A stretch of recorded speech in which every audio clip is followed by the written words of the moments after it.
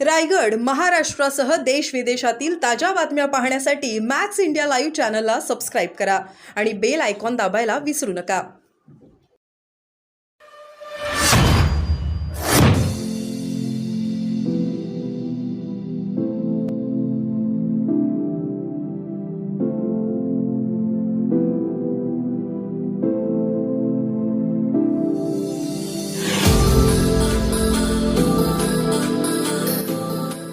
शिंदे गटांची बरोबरी शिवसेनेसोबत गेलेली आहे.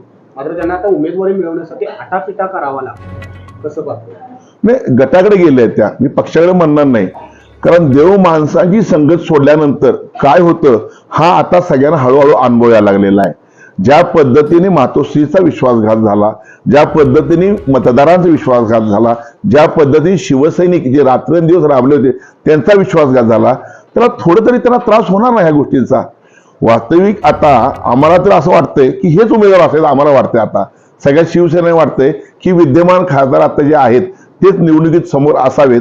परंतु त्यांच्या आघाडीचा, त्यांच्या गटाचा हा विषय, त्यात मी बोलणं बरोबर नाही. उद्या जर ते महाविकास आघाडीसोबत आलेच नाही तर तुमची तयारी हातकणंगलेमधून लढवण्याची आहे? 48 लोकसभा मतदारसंघामध्ये शिवसेना, उद्धव बाळासाहेब ठाकरे, काँग्रेस, राष्ट्रवादी ह्या आमच्या महाविकास आघाडीची 48 ठिकाणी आमची तयारी आहे. कुणी यायचं कुणी नाही यायचं हा त्यांचा प्रश्न आहे. पण तो निवडणुकामध्ये तयारी करायच पाहिजे ना. तयारी नाहीच असं नाही आहे. परंतु हा सर्व निर्णय राजू शेट्टी साहेबांचा, माजी खासदार राजू शेट्टी साहेबांचा निर्णय हा मातोश्रीवर होणार आहे. कारण ती जागा हातकणंगले लोकसभा मतदारसंघाची जागा ही शिवसेनेची आहे. हा तिथला जो निर्णय आहे तो सन्मान्य उद्धव बाळासाहेब ठाकरे घेणार आहेत. त्या निर्णयावर जर तर सगळं पुढच्या अवलंबून असणार आहे. महत्वाचा मेळावा आपला होतोय. आगामी लोकसभेच्या अनुषंगाने काय नेमकी त्या ठिकाणी चर्चा होणार आहे का? कारण अजूनही अधिकृत घोषणा जी आहे ती नावांची झालेली नाही.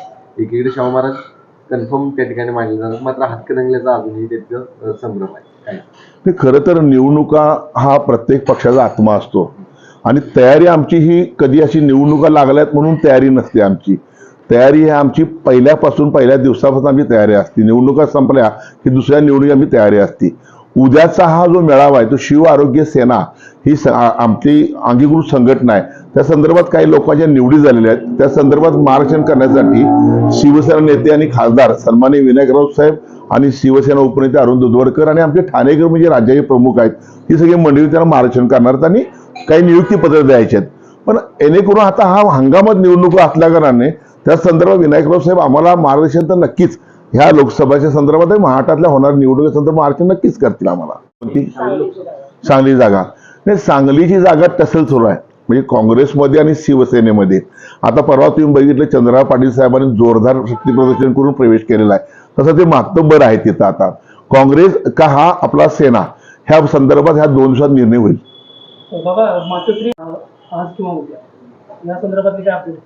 या संदर्भात मला पण कल्पना आहे. उद्या ते भेटणार आहेत उद्धव साहेबांना मातोश्रीवर जाऊन आणि त्यावर पुढचा निर्णय निश्चित होईल. करतील आणि त्यातले कोल्हापुरातले प्रकाश आंबेडकर यांचंही नाव त्यांनी घेतलं. नाही, काय सांगता, कारण लोकसभा निवडणुकीनंतर बराचसा काहीतरी वेगळं काही घडू शकतं महाराष्ट्रामध्ये. लोकसभेपर्यंत मला नाही वाटतं असं काही घडेल.